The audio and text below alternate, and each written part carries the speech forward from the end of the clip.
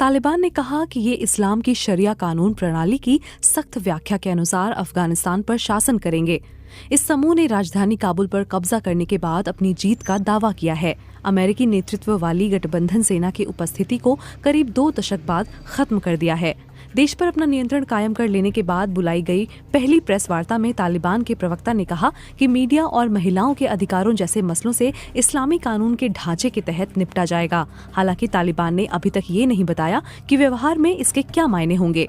Nobel शांति पुरस्कार विजेता मलाला यूसुफजई, जिन्हें पाकिस्तान में लड़कियों की शिक्षा की वकालत करने के चलते तालिबान ने 15 साल की उम्र में गोली मार दी थी, उन्होंने चेतावनी दी है कि शरिया कानून की तालिबान की व्याख्या अफगानिस्तान में महिलाओं और लड़कियों की सुरक्षा के लिए घातक हो सकती है। मलाला ने बीबीसी को बताया कि मुझे अफगानिस्तान में महिला अधिकार कार्यकर्ताओं के सहित कुछ कार्यकर्ताओं से बात करने का अवसर मिला। उन्हें अपने आगे के जीवन को लेकर भरोसा नहीं हो रहा है। असल में पहले जब तालिबान सत्ता में थे तब महिलाओं को काम करने या शिक्षा प्राप्त करने की अनुमति नहीं थी। 8 साल की उम्र से लड़कियों को बुर्का पहनना पड़ता था। यही नहीं, महिलाओं को बाहर जाने की अनुमति तभी थी जब उनके साथ कोई पुरुष संबंधी होते थे।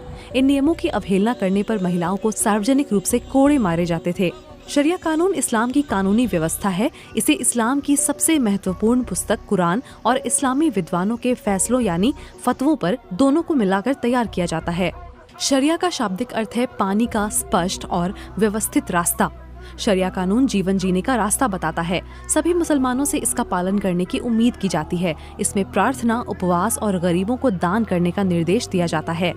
शरिया किसी मुसलमान के दैनिक जीवन के हर पहलू के बारे में व्यवस्था देता है। उदाहरण के लिए, काम के बाद अपने सहयोगियों द्वारा पब में बुलाए जाने पर सोच में डूबा कोई मुसलमान सलाह के लिए शरिया विद्वान के पास जा सकता है, ताकि ये तय हो सके कि वो अपने धर्म के कानूनी ढांचे के भीतर व्यवहार करे। दैनिक जीवन के अन्य क्षेत्रों मसलन पारिवारिक कानून, वित्त और व्यवसाय के लिए मार्गदर्शन के लिए भी कोई मुसलमान शरिया कानून का रुख कर सकता है।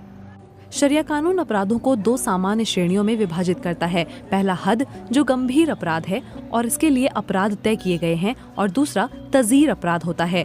इसकी सजा न्याय करने वाले के विवेक पर छोड़ दी गई है। हद वाले अपराधों में चोरी शामिल है। इसके लिए अपराधी के हाथ काटकर दंड दिया जा सकता है। वहीं व्यभिचार करने पर पत्थर मारकर मौत की सजा दी जा सकती है।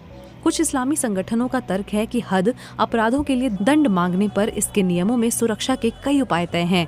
इसके लिए दंड तय करने से पहले काफी ठोस सबूत की जरूरत होती है। हालांकि सभी मुस्लिम देश हद अपराधों के लिए ऐसे दंड नहीं देते। सर्वेक्षणों की माने तो ऐसे अपराधों के लिए कठोर दंड देने को लेकर मुसलमानों की राय बहुत बटी हुई है। किसी भी कानूनी प्रणाली की तरह शरिया भी काफी जटिल है। इसका लागू होना पूरी तरह से जानकारों के गुण और उनकी शिक्षा पर निर्भर करता है। इस्लामी कानूनों के जज मार्गदर्शन और निर्णय जारी करते हैं। मार्गदर्शन को फतवा कहा जाता है और इसे औपचारिक कानूनी निर्णय माना जाता है। शरिया कानून के 5 अलग अलग स्कूल हैं। 4 सुन्नी सिद्धांत हैं, हनबली, मलिकी, शफी और हनफी, और एक शिया सिद्धांत है जिसे शिया जाफरी कहा जाता है। 5 सिद्धांत इस बात में एक दूसरे से अलग हैं कि वे उन ग्रंथों की व्याख्या कैसे करते हैं जिनसे शरिया कानून निकला है।